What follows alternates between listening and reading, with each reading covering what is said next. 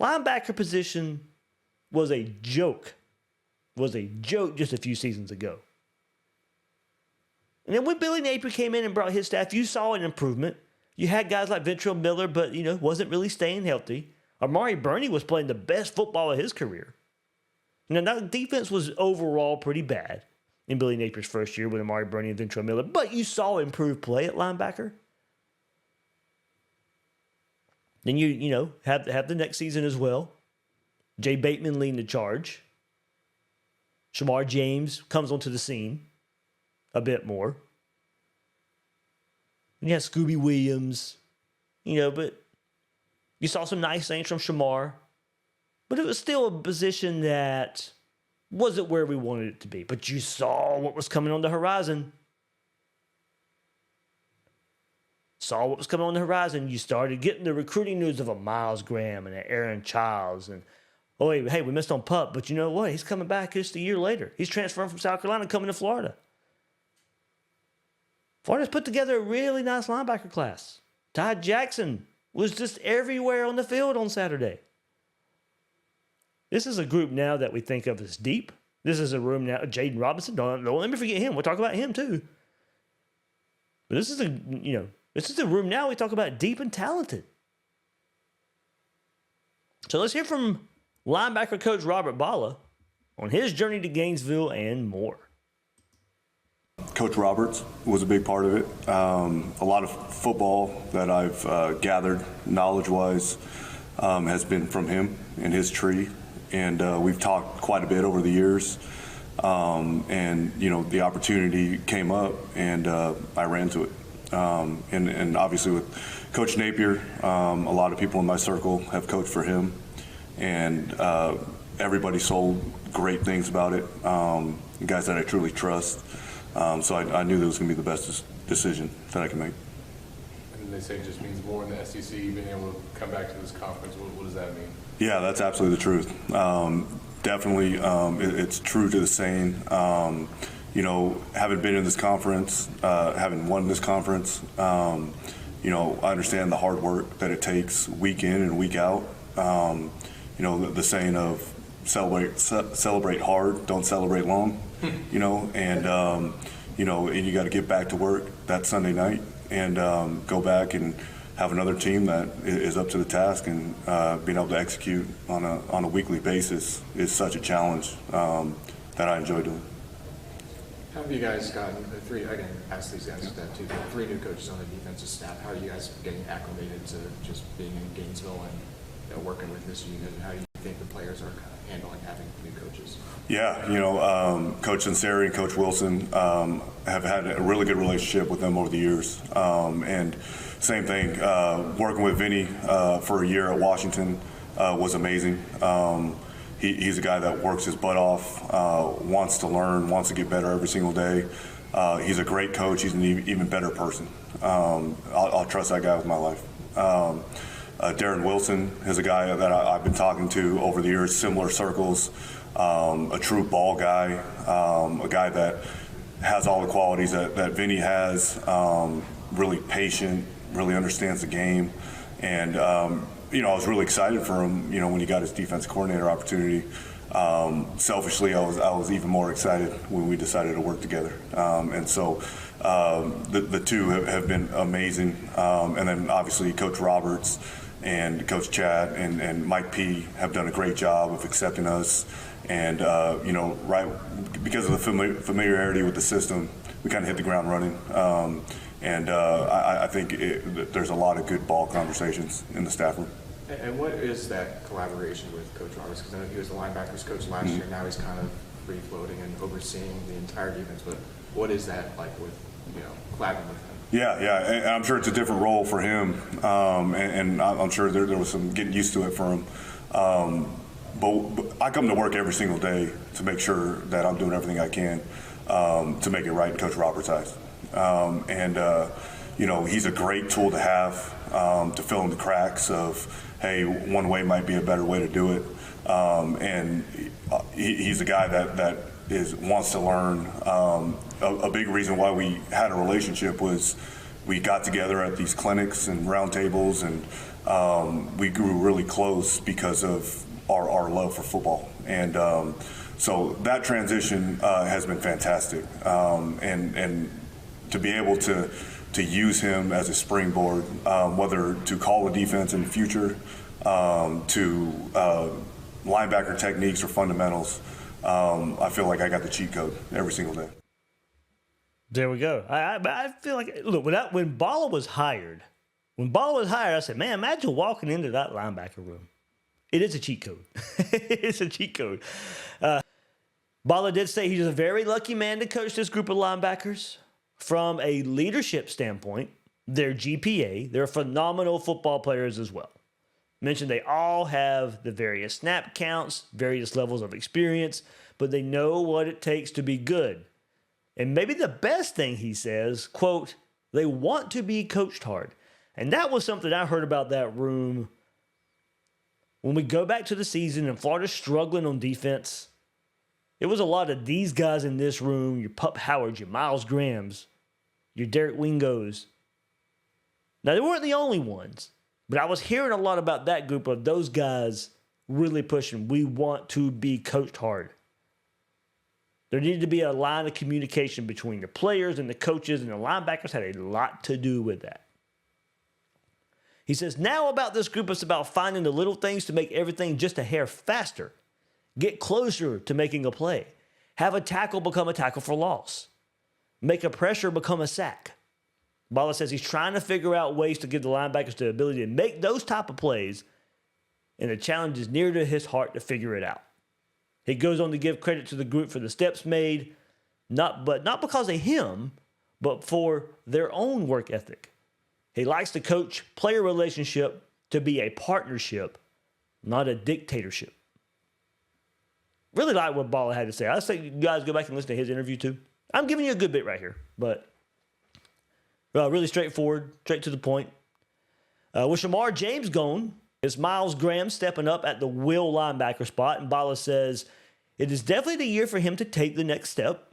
Communication and leadership are two of the main focuses, but you can see Graham is a born leader as guys just gravitate towards him, and he's making the correct calls.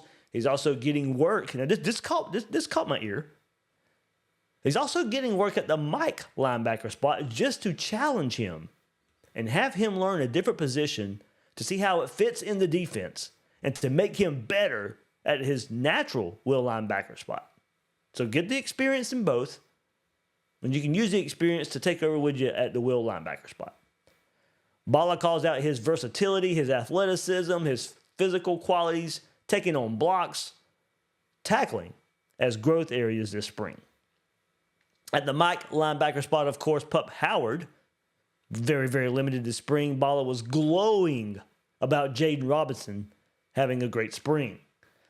Same qualities he mentioned about Graham, but also mentioned he's a very instinctual and smart player. He's easy to coach on correction and even correcting himself before Bala can even mention it to him.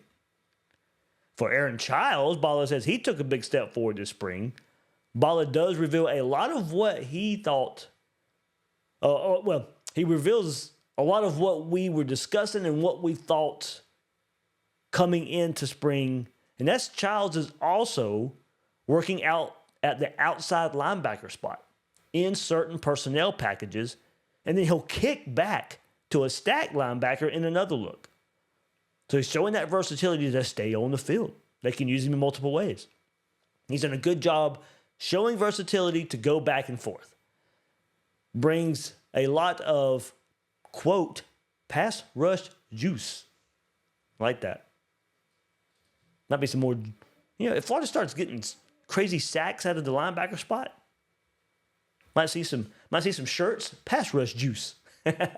Very physical player, has shown really good things in the run defense department as well as Aaron Childs. He has created opportunities to play on third down and to be a 3-down player. Bala continues his praise for Childs, saying he is a player that he basically has to drag off the field when he's trying to get a rotation going. His biggest leap has come in being a true stack linebacker when needed. Being able to diagnose and make the calls and adjustment is what he's done a good job at, and taking a lot of pride in it. And then goes on to say for spring game standout true freshman Ty Jackson that the ceiling is very, very high for him. Says he knows about Ty Jackson very well from recruiting. He is already making a lot of plays and learning a lot. Jackson is a player that takes a lot of accountability already. Will be making a lot of plays in the future. Says he likes his versatility and that he loves guys that also played running back in high school like Jackson did. Says linebacker is basically playing running back for the defense. Bala says Jackson's experience playing running back puts him a step ahead. Says the same about Myles Graham, that he had that. Robinson as well. And it leads to those guys playing very instinctual. Working on not having to make what the big thing they're working on. And I like this. And you probably have to do this to true freshmen. But they're working on not having to make the big play every play. Let the play come to you, and then once you feel like you're fast and confident enough, then the big plays will come. He did mention about Pup Howard that he has a running joke with Pup Howard that he's about tired of watching film cutouts of him on teaching clips and not practicing. Says Pup has been doing a great job, has high character, high football intelligence. He's bright-eyed in the meetings, even though he's not out there, asking good questions and as locked in as can be in every facet he can be. So Bala goes on to mention what he looks for in a linebacker. And it's a lot of what he's mentioned in discussing those players, but really hones in on block destruction. Block destruction playing a large role. Taking on SEC offensive lines, so you have to have the ability to strike, get extension, shed off the block, and then go make a play. Tackling and stopping power to minimize yards after contact and pressure in the run game. Looking at linebacker, we'll go through the room as we just did for every position all throughout spring. This will be the last one here. Of course, you go to the returning players. At Mike, Grayson Pup Howard, of course, was a force as soon as he stepped on the field for Florida last year. Got injured about halfway through the season. You heard him on Gators breakdown before spring practice started. Got hurt in that Georgia game. Really tried to play in the Texas game, but was giving it his all. Just wasn't there. 37 tackles on the year. 2 tackles for loss, 1 sack, 1 pass breakup, 1 forced fumble, 2 fumble recoveries, 2 quarterback hurries, and 9 starts before that season-ending ankle injury. Led the SEC with a 90.3 PFF tackle grade. Didn't miss a single tackle. Pup Howard, I believe that was in his first year at South Carolina. But I'll have to go and see what his tackle grade was for this past year. That might have come from this past year. I got my notes here. I'll have to go look. Because I know his tackle grade was really high at South Carolina, but there wasn't a whole lot to it. That may have just bled over. But, of course, got to recover from that ankle surgery. Hopefully all A-okay. I don't think it's too serious. I thought he probably would have been a little more available for spring, so maybe not the smoothest process, but I don't think there's anything to worry about long term. Then you got Jaden Robinson, who can play both positions, Mike and Will. A converted safety, of course, at one step. They took a major step forward last year. Really a big fan of Jaden Robinson. 438 snaps last year, starting the final 4 games of the year after Pup Howard gets injured. 52 tackles, 3.5 tackles for loss, 3.5 sacks, 23 stops, and 8 quarterback pressures across 13 games.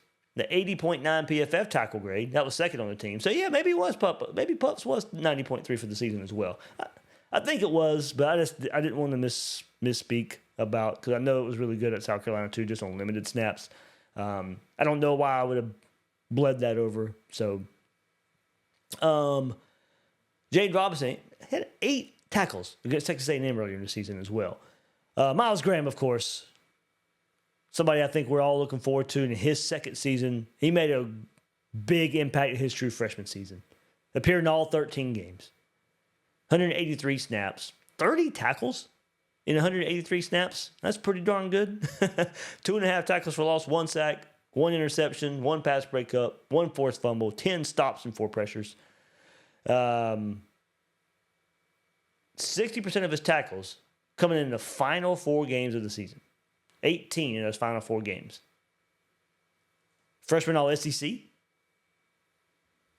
Aaron Childs, we just basically went through talking about him, all 13 games. Remember, he didn't enroll until the summer. This is his first spring. He had 130 defensive snaps. 86% of them in the final 5 games, 22 tackles. Then you got your newcomers. Ty Jackson. Great game on Saturday. Early enrollee. Remember Billy Napier said about him, quote, one of the best football players he's ever scouted in high school. And then Myles Johnson. Of course, we'll see what he can do. But there's your room right there.